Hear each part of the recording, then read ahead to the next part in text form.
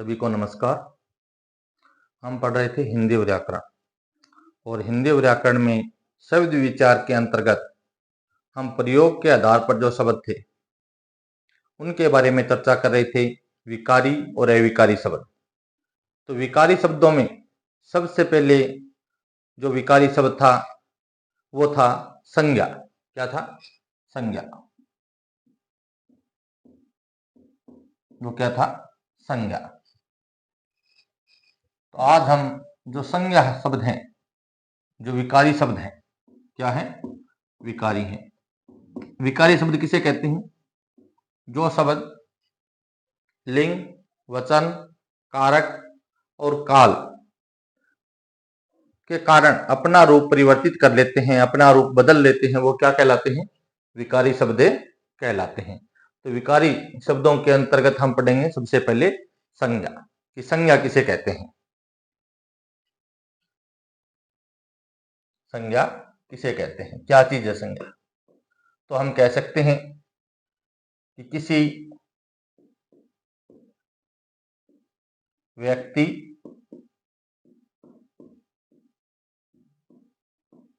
वस्तु, किसी व्यक्ति, वस्तु, प्राणी, स्थान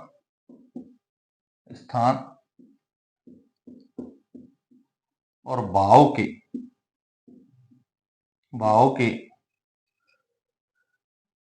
आदि के कह सकते हैं, भाव के नाम का बोध कराने वाले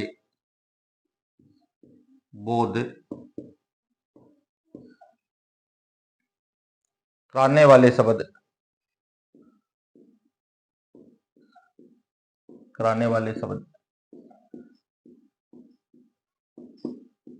संज्ञा कहलाते हैं।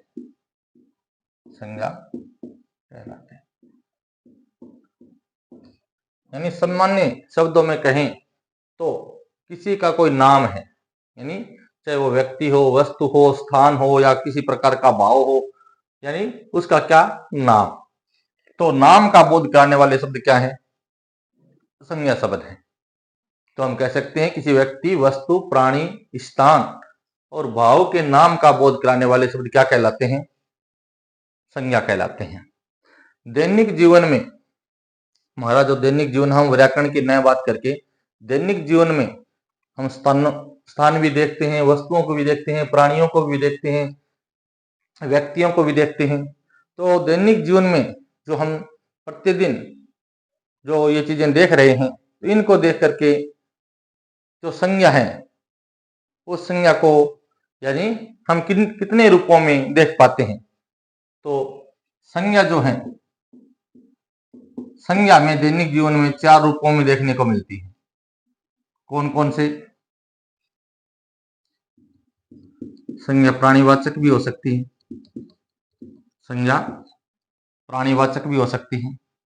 जैसे कोई व्यक्ति हमें मिला और उस व्यक्ति का नाम अगर राम है तो राम, श्याम, मोहन, ये भी प्राणी है। मनुष्य एक सामाजिक प्राणी है। इसी तरह जैसे गाय है, बैल है, पक्षियों में जैसे तोता है, मोर है, इनको भी हम दैनिक जीवन में ये देखते रहते हैं। तो ये क्या है? संज्ञा है, वो प्राणीवाचक भी हो सकती है। संज्ञा है वो प्राणीवाचक भी हो सकती है, क्योंकि दैनिक जीवन में हम कोई ना कोई वस्तु, कोई ना कोई पदार्थ देखते रहते हैं, तो वो प्राणीवाचक तो नहीं होते। जैसे कह दिया जाए कार प्राणीवाचक तो नहीं। जैसे कह दिया जाए बस, जैसे कह दिया जाए स्कूल, जैसे कह दिया जाए नदी, तालाब, पर्वत। दैनिक जीवन में जब हम देखते हैं तो संज्ञा हमें प्राणीवाचक रूप में भी दिखाई देती हैं, प्राणीवाचक रूप में भी दिखाई देती हैं। और जो संज्ञा है इसका रूप गणनीय भी हो सकता है, गणनीय क्या होता है? जिसकी गणना की जा सके, यानी जिसको हमें गिन सके। जैसे हम दैनिक जीवन में जैसे देखते हैं किताब या पुस्तक कह सकते हैं, किताब या हम पुस्तक कह सकते हैं, पेंसिल, किताब है, पेंसिल है, इनकी हम गणना कर सकते हैं। इसके अलावा जैसे कोई हमें जानवर दिखाई देते हैं बहुत सारे, तो उन जानवरों को गिना जा सकता है, गिन सकते हैं। इसके अलावा अन्य कोई चीजें हमें अगर दिखाई दे रही हैं, जैसे हम कहीं जा रहे हैं और एक साथ में कई व्यक्तियों का यानी समूह है, तो उनको हम गिन सकते हैं। इसी तरह पेड़ पौधे हैं तो उनको भी हमें गिन सकते हैं। तो संज्ञा का रूप है वो गणनीय भी हो सकता है। संज्ञा का रूप है वो अगणनीय भी हो सकता है। क्या हो सकता है? अगणनीय। ये भी हमें हर दिन देखने को मिलती है, यानी जिसकी हम गणना नहीं कर सकते। जैसे हवा है, हवा की गति कम भी मंद होती है, कभी तीव्र होती है। हवा को हम देख यानी हवा की हम गणना नहीं कर सकते, सिर्फ उसको क्या है महसूस कर सकते हैं। इसी तरह जो पानी है, पानी की गणना नहीं हो सकती, उसका कोई मापतोल तो हो सकता है लेकिन उसकी गणना नहीं हो सकती। इसी तरह गैस शब्द है, गैस है, चाहे वो सीएनजी हो, एलपीजी हो या कोई अन्य गैस हो, उसको हम अगणनीय है, उसकी गणना हमें नहीं कर सकते। इसी तरह दूध है तो दूध की गणना नहीं की जा सकती। तो दैनिक जीवन में यानी व्याकरण के अलावा दैनिक जीवन में जब हम संज्ञा को देखते हैं तो संज्ञा हमारे सामने 4 रूपों में आती है। प्राणीवाचक के रूप में आती है, प्राणीवाचक भी हो सकती है, गणनीय भी हो सकती है और गणनीय भी हो सकती है। तो संज्ञा के क्या है? 4 रूप हमें हर दिन देखने को मिलते हैं।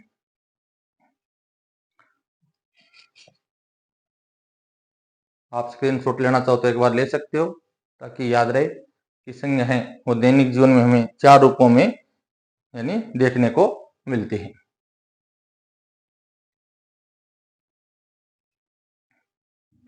से हम संज्ञा पढ़ते हैं तो व्याकरण की दृष्टि से संज्ञा के कितने भेद माने जाते हैं? तो हम कह सकते हैं कि हिंदी भाषा में हिंदी भाषा में संज्ञा के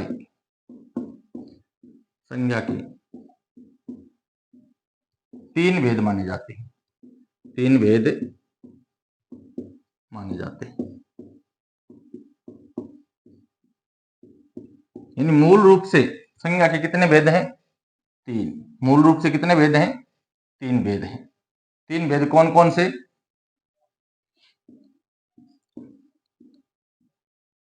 व्यक्तिवाचक संज्ञा,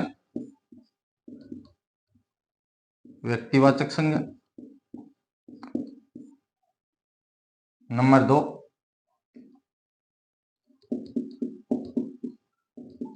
जातिवाचक संज्ञा,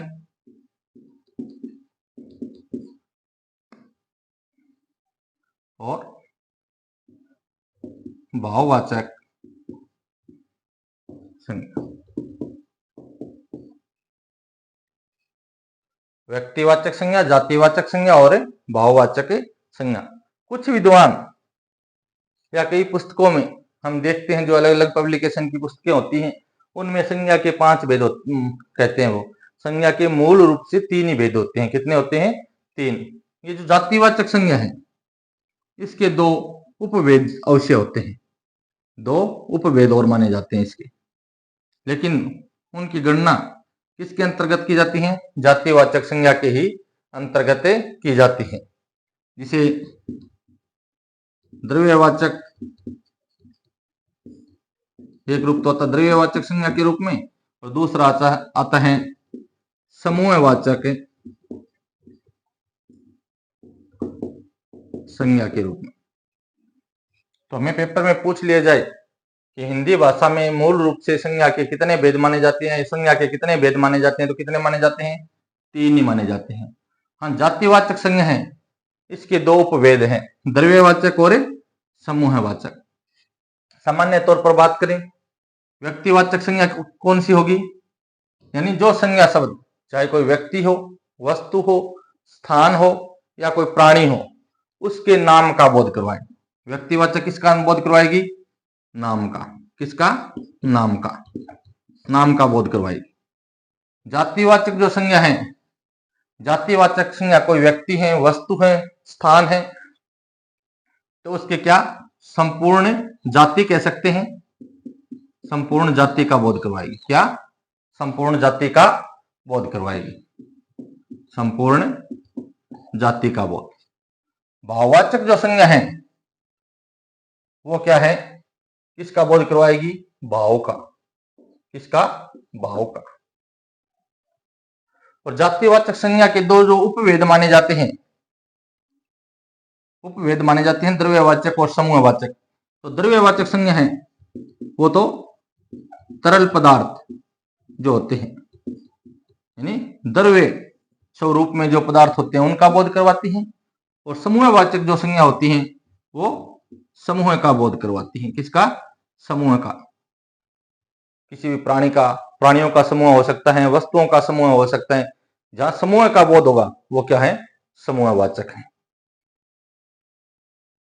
और द्रव्यवाचक कौन से हैं? जो तरल पदार्थों का या ठोस पदार्थों का, इस तरह से, यानी द्रव्य का अर्थ क्या है? पदार्थ। किसी पदार्थ विशेष का बोध करवाए। ये हैं संज्ञा के तीन भेद। अब सबसे पहले हम पढ़ते हैं व्यक्तिवाचक संज्ञा।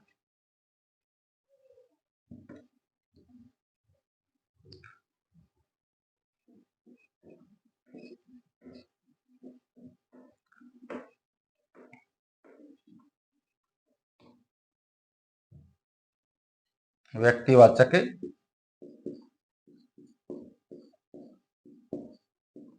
व्यक्तिवाचक संज्ञा। व्यक्तिवाचक संज्ञा में कह सकते हैं हम जिस संज्ञा शब्द से, जिस संज्ञा शब्द से, जिस संज्ञा शब्द से किसी व्यक्ति, प्राणी, वस्तु, किसी व्यक्ति, प्राणी,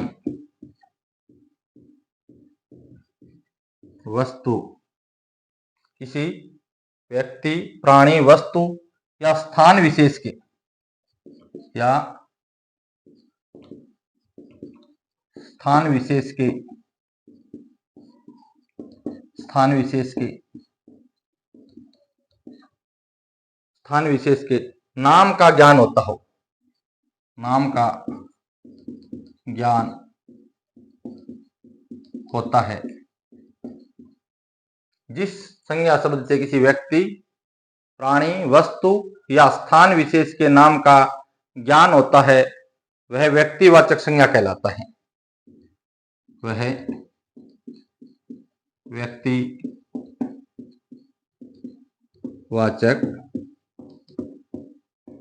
संज्ञा कहलाता है। इन व्यक्तिवाचक के अंतर्गत क्या है? नाम। किसका बोध होता है? नाम का। चाहे कोई व्यक्ति है तो व्यक्तियों के नाम का बोध हो जाएगा, व्यक्ति है तो व्यक्तियों के नाम का बोध हो जाएगा। और कोई प्राणी है तो प्राणियों के नाम का बोध हो जाएगा। इसी तरह कोई वस्तु है तो वस्तु का भी क्या होगा? यहाँ पर नाम होगा। स्थान है तो स्थान का भी क्या होगा? नाम होगा। क्या होगा? नाम होगा। व्यक्तियों में जैसे किसी का नाम मनीष, राम, श्याम, मोनिका, राधा, यजत, ये क्या है? किसी व्यक्ति विशेष के क्या है? नाम है। व्यक्ति विशेष के क्या है? नाम है। तो जहां किसी व्यक्ति विशेष का नाम दिया हो तो वो क्या है? व्यक्तिवाचक संज्ञा का उदाहरण है। इसी तरह प्राणी, प्राणियों के नाम कैसे? देखो, सीधा हम जो कहें कि गाय, हाथी, बैल, घोड़ा, तो ये किसी का नाम नहीं है, ये संपूर्ण जाति का बोध है, ये संपूर्ण जाति का बोध है। तो प्राणियों का क्या हो, नाम।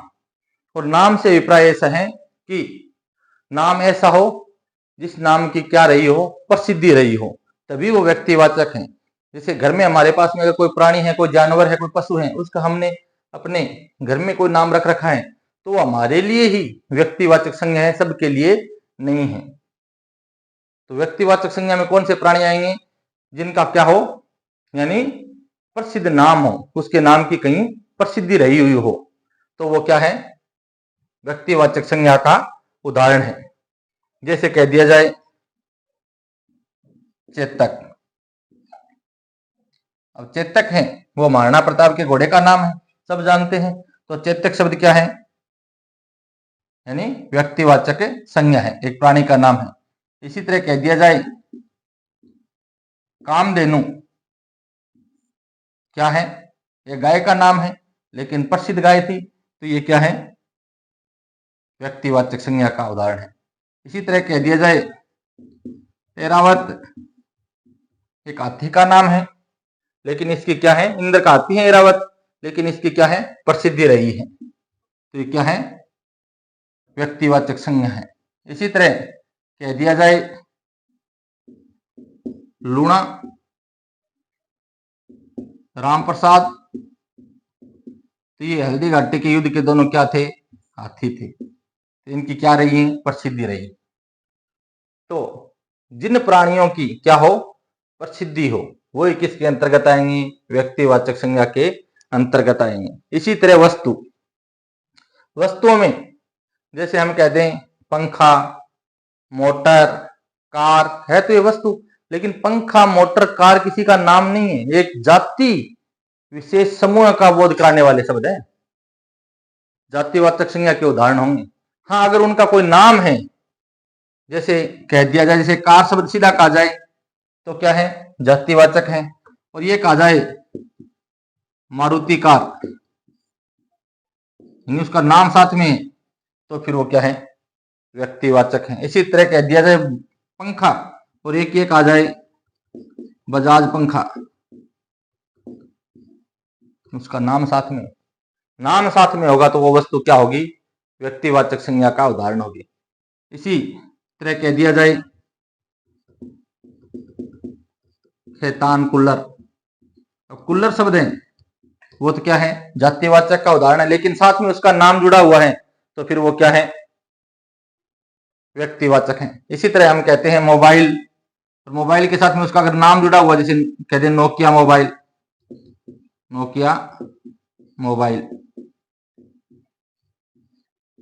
तो क्या है, व्यक्तिवाचक संज्ञा का उदाहरण है। मतलब कहने का मतलब यह है कि प्राणियों और वस्तुओं के भी क्या होने चाहिए, नाम होने चाहिए। क्या होने चाहिए, नाम होने चाहिए। नाम है तभी व्यक्तिवाचक संज्ञा का उदाहरण है, अन्यथा जातिवाचक संज्ञा का उदाहरण है। इसी तरह स्थान, जैसे हम कह दें भादरा, जयपुर, दिल्ली,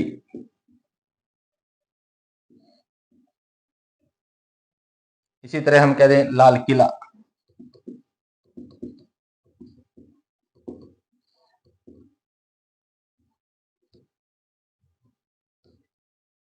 यानी ये क्या है, स्थानों के अपने आप में क्या है, नाम है। इसी तरह हम कह दें हवा महल,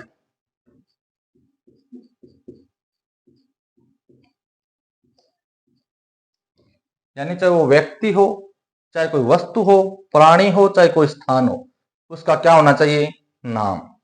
जब नाम है, उसका दिया हुआ नाम आ रहा है, तो निश्चित किसका उदाहरण है, व्यक्तिवाचक संज्ञा का उदाहरण है। किसका उदाहरण है, व्यक्तिवाचक संज्ञा का उदाहरण है। तो व्यक्तिवाचक संज्ञा की क्या पहचान है, कि जिस संज्ञा शब्द से किसका ज्ञान हो जाए, कोई व्यक्ति का, प्राणी का, वस्तु या स्थान विशेष के नाम का, किसका, नाम का, तो वो क्या है, व्यक्तिवाचक संज्ञा कहलाता है।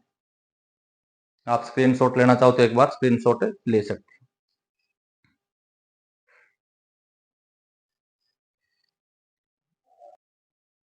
अब देखिए, जो व्यक्तिवाचक संज्ञा जो शब्द होते हैं,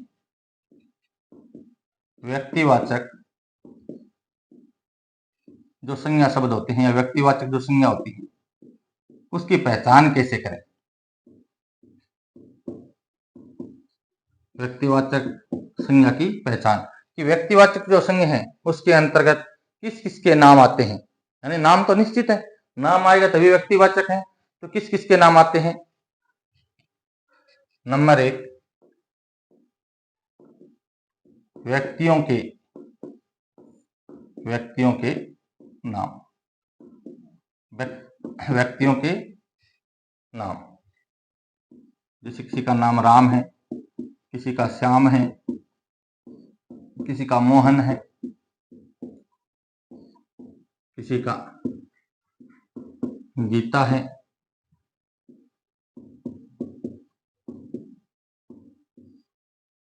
मोनिका,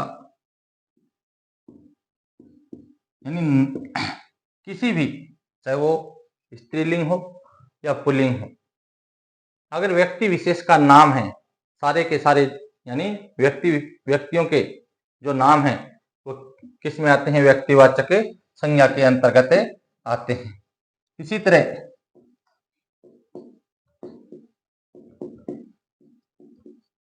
दिशाओं के नाम भी किस में आते हैं, व्यक्तिवाचक संज्ञा के अंतर्गत आते हैं। जैसे हम कह दें पूर्व, पश्चिम,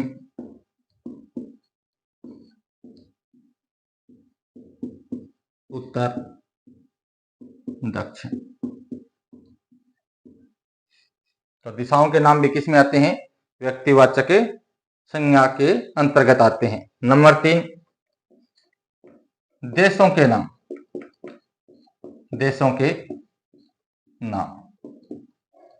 यानी कोई भी देश है और उसका नाम दिया हुआ हो, जिसे कह दिया जाए भारत, पाकिस्तान, चीन, नेपाल, भूटान,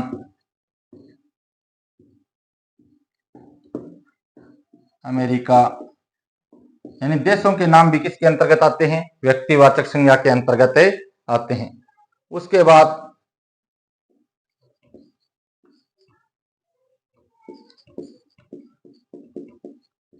पर्वतों के नाम, जिसे कह दे हिमालय,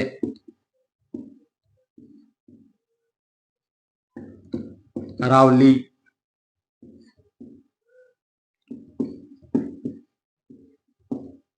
विंध्याचल,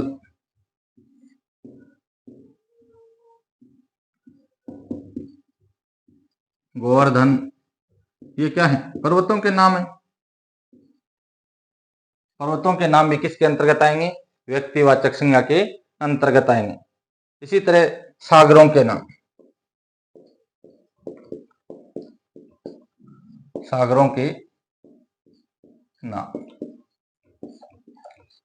जैसे सागर या महासागर, हिंद महासागर, प्रशांत महासागर है, हिंद प्रशांत, ये क्या है, उनके नाम है। इसी तरह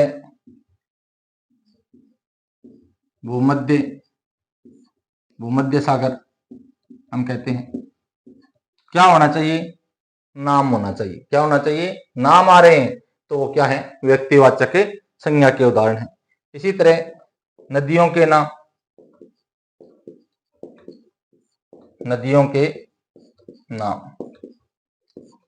जैसे हम कह दें गंगा,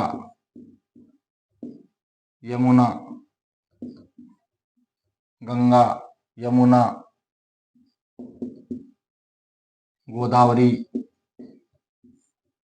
नदियों के नाम हैं। गोमती, नदियों के नाम हैं। तो नदियों के जहां नाम आएंगे वो भी किसका उदाहरण है, व्यक्तिवाचक संज्ञा का उदाहरण है। इसी तरह हम कह दें रावी, व्यास, ये सब क्या है? नदियों के क्या है? नाम है। तो नदियों के नाम भी किसके उदाहरण होंगे? व्यक्तिवाचक संज्ञा के उदाहरण होंगे। उसके बाद दिनों के नाम, दिनों के नाम, जैसे हम कहते हैं सोमवार, मंगलवार, बुधवार, गुरुवार, शुक्रवार, शनिवार, रविवार। यानी दिनों के नाम भी क्या है? व्यक्तिवाचक संज्ञा के उदाहरण है। इसी तरह महीनों के नाम, महीनों के नाम। अब महीनों के नाम चाहे वो अंग्रेजी में हो और चाहे हिंदी में हो, अंग्रेजी में भी हो सकते हैं और हिंदी में भी हो सकते हैं, लेकिन उदाहरण किसके होंगे? व्यक्तिवाचक संज्ञा के उदाहरण होंगे। जैसे कह दिया जाए जनवरी, फरवरी, मार्च, अप्रैल। अंग्रेजी में भी हो सकते हैं, हिंदी में भी हो सकते हैं। जैसे कह दिया जाए चैत्र बैसाख, चैत्र बैसाख, ज्येष्ठ,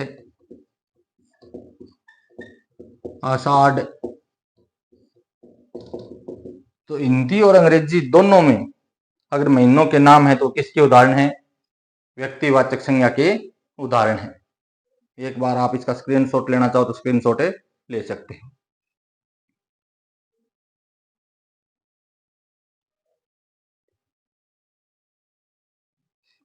अब आगे देखिए, जैसे पुस्तकों के नाम, पुस्तकों के नाम। अब सीधा पुस्तक शब्द है वो तो क्या है? जातिवाचक संज्ञा का उदाहरण है, लेकिन उस पुस्तक का नाम है तो फिर वो क्या है? व्यक्तिवाचक संज्ञा है। जैसे हम कह दें रामायण, पुस्तक का नाम है। महाभारत, पुस्तक का नाम है। गीता, पुस्तक का नाम है। इसी तरह हम कह दें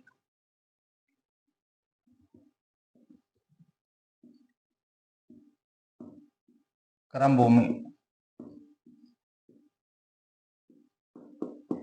गीतांजलि। इन पुस्तकों की जितनी भी पुस्तकें हैं, उन जितनी भी पुस्तकें हैं उनके नाम हैं वो किसके उदाहरण हैं? व्यक्तिवाचक संज्ञा के उदाहरण हैं। इसी तरह समाचार पत्रों के नाम, समाचार पत्रों के नाम, समाचार पत्रों के नाम। जैसे हम कहते हैं राजस्थान पत्रिका, व्यक्तिवाचक संज्ञा का उदाहरण है। दैनिक भास्कर, व्यक्तिवाचक संज्ञा का उदाहरण है। पंजाब केसरी,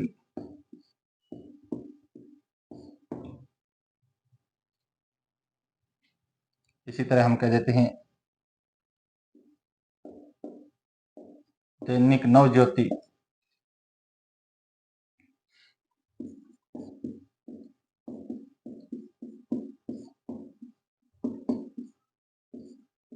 लोक सम्मत। ये सब क्या है? यानी समाचार पत्रों के नाम हैं। राष्ट्रदूत। तो जितने भी समाचार पत्र हैं संसार में, उनके जो नाम हैं वो किसके उदाहरण हैं? व्यक्तिवाचक संज्ञा के उदाहरण हैं। इसी तरह ऐतिहासिक युद्धों के नाम, ऐतिहासिक युद्धों के नाम। ऐतिहासिक युद्धों के नाम। अब देखिए, सामान्य जो लड़ाई झगड़ा होता है उसके नाम नहीं, जिनका इतिहास से संबंध रहा हुआ हो, जिनका इतिहास से संबंध रहा हुआ हो। जैसे हम कह दें खानवा का युद्ध,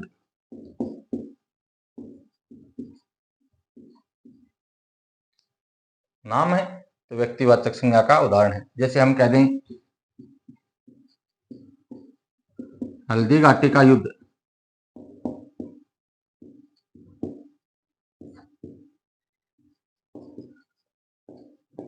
पानीपत का युद्ध, पानीपत का युद्ध, तराइन का युद्ध, यानी इतिहास से संबंधित जो युद्ध हैं उनके जो नाम है वो क्या है, व्यक्तिवाचक संज्ञा के उदाहरण हैं। महाभारत का युद्ध,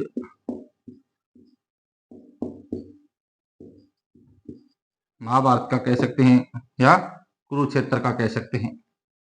तो जहां ऐतिहासिक युद्धों के नाम आ जाए वो क्या है, व्यक्तिवाचक संज्ञा के उदाहरण हैं। इसी तरह राष्ट्रीय जातियों के नाम, राष्ट्रीय जातियों से क्या अभिप्राय है?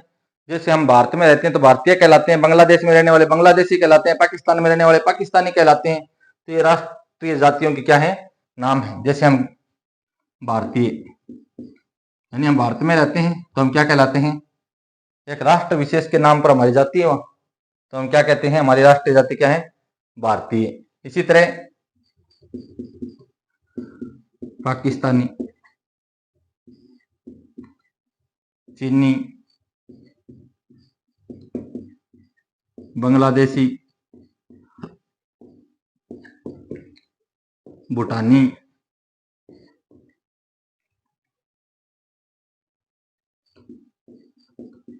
नेपाली, यानी जो जितने भी राष्ट्र हैं उन राष्ट्रों के नाम पर जिन राष्ट्रीय जातियों का निर्माण हुआ है या राष्ट्रीय जातियों के रूप में जो शब्द काम में लिए जाते हैं वो सारे के सारे क्या हैं, व्यक्तिवाचक संज्ञा के उदाहरण हैं। तो ये आज हमने जो व्यक्तिवाचक संज्ञा है, व्यक्तिवाचक संज्ञा की परिभाषा, व्यक्तिवाचक संज्ञा के उदाहरण और व्यक्तिवाचक संज्ञा की पहचान क्या है वो आज हमने पढ़ी है। यानी जो शब्द किसी व्यक्ति, वस्तु, स्थान के नाम का बोध करवाए, किसका, नाम का। जहां आपको कोई वाक्य दे दिया जाए और उसमें नाम दिखाई दे रहा है और उसमें पूछ लिया जाए कि उसको रेखांकित करके कि किस संज्ञा का उदाहरण है, तो किसका उदाहरण है, व्यक्तिवाचक संज्ञा का उदाहरण है। इसके अलावा चाहे वो व्यक्तियों के, नदियों के, पर्वतों के, पुस्तकों के या राष्ट्रीय जातियों के, समाचार पत्रों के, ऐतिहासिक युद्धों के अगर नाम हैं, दिए हुए हैं, तो वो क्या है, व्यक्तिवाचक संज्ञा के उदाहरण हैं। जो अभी हम व्यक्तिवाचक संज्ञा पढ़ी थी और व्यक्तिवाचक संज्ञा में जहां शब्द आए थे कि प्राणी, प्राणियों के नाम, वस्तुओं के नाम, तो प्राणियों के नाम में जैसे चेतक शब्द आया था, कई बार पेपर में पूछ लिया गया है कि निम्नलिखित में से व्यक्तिवाचक संज्ञा का उदाहरण कौन सा है।